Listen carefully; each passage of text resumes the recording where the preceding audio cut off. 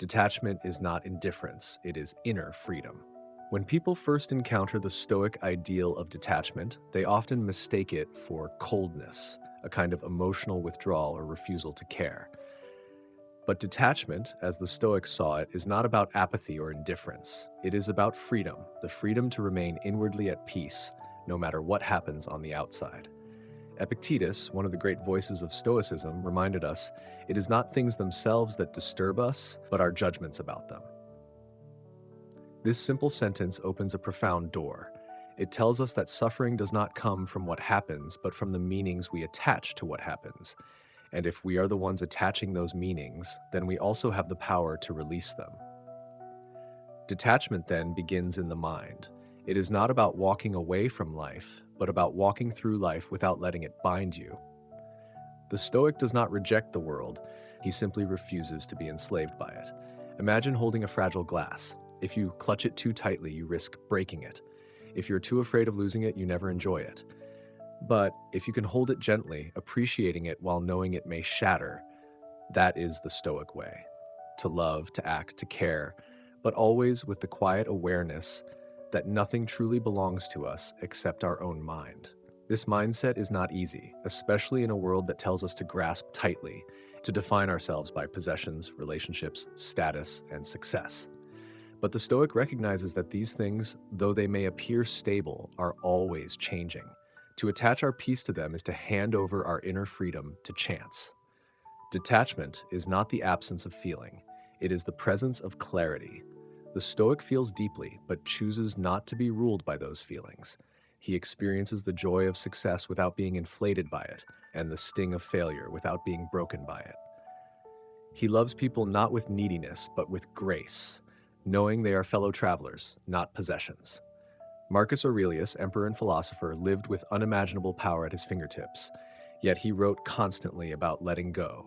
Receive without pride, let go without attachment, he reminded himself. He knew that the only true control we have is over our own character. Everything else is on loan from the universe. To detach is to say, I will give the best of myself to the world, but I will not allow the world to define me. I will care, but I will not cling. I will feel, but I will not fall apart. This is not weakness, it is strength of the highest kind. And in this strength there is great peace. Because once you stop needing the world to be a certain way in order for you to be okay, you discover something extraordinary, that you were always okay within yourself. That your clarity, your calm, your freedom, they were never out there. They were waiting inside you the whole time. The Stoic does not escape life, he enters fully into it, but he walks lightly, without chains. That is detachment, that is inner freedom. And that, the Stoics believed, is the beginning of true wisdom. You own nothing but your mind. In the Stoic worldview, true ownership begins and ends within. Epictetus reminds us with simple clarity, some things are up to us and some are not. This idea is not merely philosophical, it is foundational to freedom. According to the Stoics, the only true possession we have is our mind, our thoughts, our judgments, and our choices. Everything else, our wealth, our health, our relationships, our reputation, is borrowed from the world, and the world may take it back at any moment. To live with clarity, a Stoic must first understand this division. We do not own our bodies. We do not own our success. We do not even own the people we love. These things may be precious, but they are not ours to keep. They are on loan from fate, and we are stewards, not masters.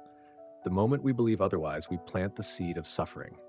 This may sound harsh, even cold to the modern ear, but for the Stoics, this recognition was not pessimism. It was liberation. For what binds the mind in confusion and grief is not reality itself, but the false belief that we are entitled to what lies beyond our control. When we stop trying to grasp the wind, we find peace in the stillness. When we no longer believe the external world owes us anything, we are free to live with grace, regardless of circumstances. Marcus Aurelius, a man who could command armies and empires, knew this truth intimately.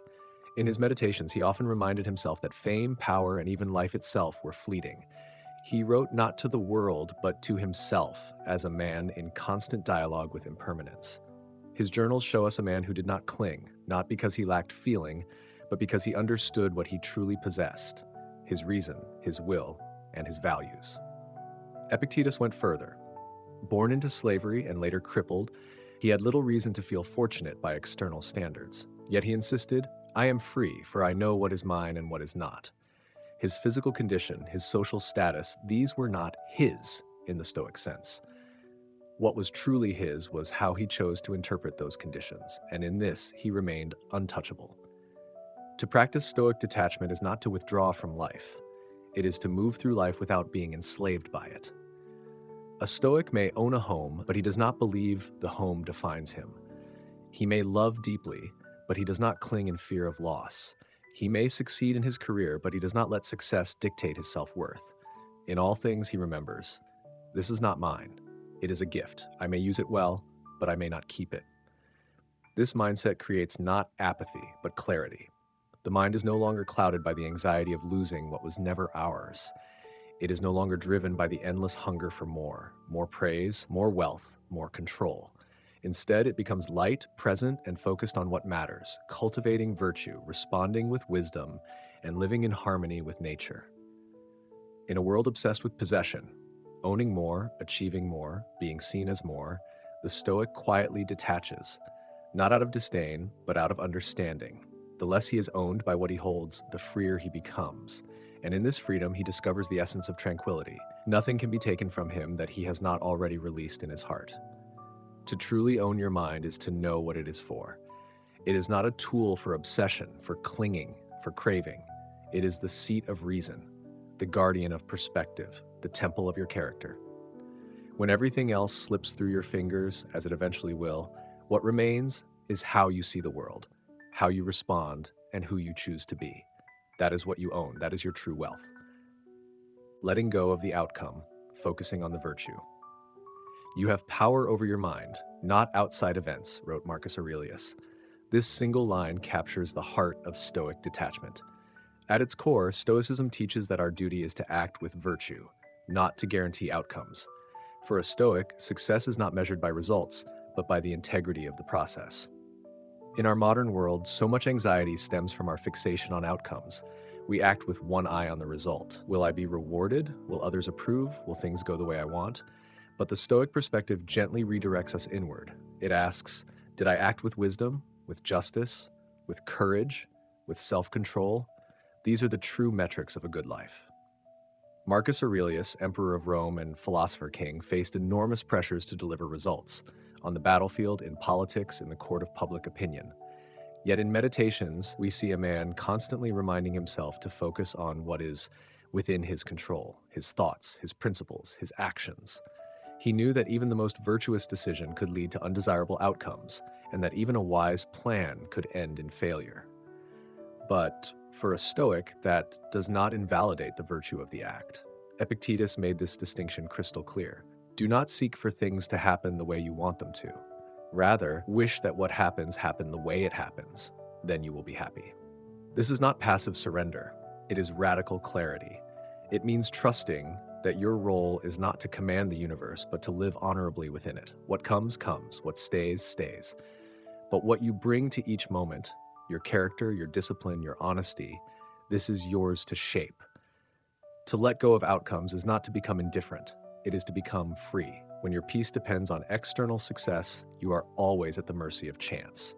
But when your peace comes from knowing you have acted rightly, you are unshakable, even in failure. Seneca, another voice of Stoic wisdom, said it best. The wise man looks to the purpose of all actions, not their consequences. Beginnings are in our power, but fortune judges the outcome, and I do not give her verdict the same weight as my own. Here, he reminds us, begin well, act with purpose, and accept whatever follows, not as defeat or reward, but as part of the larger order of nature.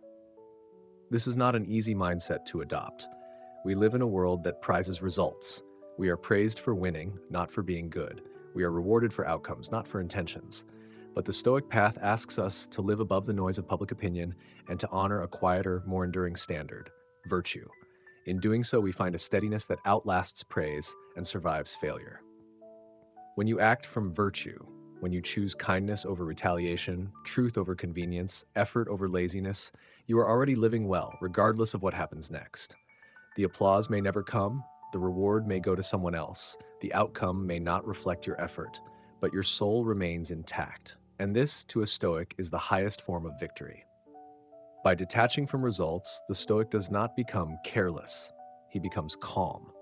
He acts not for approval, but from principle. He loves effort more than outcome, process more than prize. And because he is not tangled in the unpredictable web of external validation, he walks through life with quiet strength. Letting go of the outcome is not giving up, it is choosing what matters most. It is placing your energy where it can actually create meaning, in your own choices, in your own virtue. This is the great paradox of Stoicism. By caring less about success, we often find the kind of success that matters: an honest life, a peaceful mind, and a soul untouched by chaos. Detachment from praise and blame. Seneca once wrote, "It is not the man who has too little, but the man who craves more, that is poor." In this craving, this longing for more applause, more approval, more validation, we see one of the deepest traps of the human mind. The Stoics understood this well, that becoming addicted to praise or fearful of criticism is a sure way to lose your inner freedom. To live by the opinions of others is to surrender your soul to the winds of fortune. Today they admire you, tomorrow they mock you. One moment you are celebrated, the next you are forgotten. If your sense of worth rises and falls with every compliment or insult, then your peace will always be unstable, always at risk. The Stoic does not deny the reality of praise or blame. They are part of life. Words will be spoken. Judgments will be made. But what matters is not what others say. It's what we believe about what they say. And here's where the Stoic draws a firm line. No one gets to define your value but you. Marcus Aurelius reminded himself constantly, ambition means tying your well-being to what other people say or do. Sanity means tying it to your own actions. He was emperor of the Roman Empire, adored by many, criticized by others. Yet in his private writings, he showed no concern for status or reputation. Instead, he focused on one thing: living rightly. Praise and blame are both illusions if you let them control you. The compliment may feel good, but it does not change who you are. The insult may sting, but it does not take away your virtue. The Stoic seeks to build an identity so deeply rooted in character that no opinion can shake it. Seneca put it plainly, "If you live in harmony with nature, you will never be poor. If you live according to what others think, you will never be rich." Here he was not speaking of money, but of inner wealth, the calm assurance that your value is not for sale, not up for vote, not dependent on applause. It is tempting, of course, to want to be liked, to seek approval, to avoid judgment. But the Stoic path asks us to rise above this natural impulse, not by becoming arrogant or cold, but by choosing stability over volatility. The moment you chase praise, you become its prisoner. The moment you fear criticism, you lose your freedom. Imagine walking through a windy field. The Stoic does not try to stop the wind. He does not get angry at it. He simply does not let it move him. Praise and blame pass through his ears like a breeze, noticed but not absorbed. This detachment is not a lack of feeling. It is the strength to remain centered no matter what others say. Marcus Aurelius wrote, "Consider the people who heap praise on others or hand out blame. What do they truly know? What makes their judgment worth your peace of mind?" He recognized the limits of human perception. Most opinions are based on limited understanding, on personal bias, on fleeting moods. Why give them the power to shape your identity? To be free of praise and blame is to live by your own standard. Not selfishly, but wisely. Not recklessly, but with quiet confidence. It means showing up each day to act with virtue, regardless of whether the world claps or jeers. In a culture obsessed with likes, followers, and public image, the Stoic way is a quiet rebellion. It is the choice to build a life that is good, not just one that looks good. And when you free yourself from the need to be admired, you gain something far more lasting: a mind that is steady, a soul that is whole, and a life that is truly your own. Love without clinging. Marcus Aurelius, in a striking reflection on mortality, wrote, "You are a soul carrying a corpse." It is a jarring image, but one that speaks to the Stoic understanding of life's impermanence and the necessity of loving without clinging. The Stoics never denied the value of love. They did not shun human connection or close their hearts to others. On the contrary, they believed in compassion, in justice, in deep bonds of kinship and affection. But they also saw that love, when built on attachment, can become a source of suffering. It is not love itself that causes pain. It is the refusal to let go. To love like a Stoic is to love with open eyes. It is to cherish someone while knowing that they do not belong to you, not truly, not permanently. The child you raise, the partner you share a life with, the friend you confide in, all of them, like you, are mortal. All of them are bound to change. All of them are temporary passengers in the unfolding stream of time. Epictetus often reminded his students to reflect on this truth. When you kiss your child, he said, say to yourself, tomorrow you may die. These words were not meant to harden the heart. They were meant to make love deeper, more present, more real. When you stop pretending that people will be with you forever, you start to truly appreciate them while they are here. Love without clinging is not cold. It is courageous. It is the willingness to say, I will give you my care, my attention, my kindness, not because I own you, but because I honor you as a fellow soul passing through life. It is loving not from need, but from presence, not from fear of loss, but from gratitude for the moment. The Stoics knew that grief is natural. Loss hurts. But much of the pain we feel is not from the absence of the person, it's from the resistance to that absence. We fight against what already is. We say, this should not have happened. And in that protest, we create suffering beyond what is necessary. Detachment in love does not mean detachment from feeling. It means detachment from illusion, from the illusion of permanence, from the illusion of control, from the illusion that someone else can complete us or guarantee our happiness. When Marcus Aurelius lost those he loved, he did not turn away from love itself. Instead, he returned to his guiding principle. Nature gives and nature takes. All things, he wrote, are ephemeral, both the remembered and the rememberer. And so he grieved, but he did not cling. He felt pain, but he did not resist reality. He loved, but he let go. To love without clinging is to allow others the freedom to be who they are, not who we want them to be. It is to love people as they are, flawed, temporary, fragile. It is to say, I do not need to possess you to love you. I do not need to keep you forever to appreciate what we have. This kind of love brings peace, not turmoil. It softens the fear of loss. It removes the pressure to control. It allows us to fully enter into relationships without being ruled by them. And when the time comes to say goodbye, whether through change, distance, or death, we can do so with a heart that is sorrowful, but not shattered. Seneca put it simply, he who fears death will never do anything worth living for. In the same way, he who fears loss will never love with his whole heart. Only when we accept that everything is borrowed, people, moments, even life itself, can we stop grasping and start truly living. So, love freely, love deeply, but love without chains. Let your love be a gift, not a demand. Let it be a light touch, not a closed fist. This is the Stoic way, not to feel less, but to feel wisely. To embrace love, not with possession, but with presence. Freedom through acceptance, not resistance. Marcus Aurelius once wrote, accept whatever comes to you woven in the pattern of your destiny. These are not the words of a man resigned to fate, but of one who has learned the quiet strength of surrendering to the flow of life.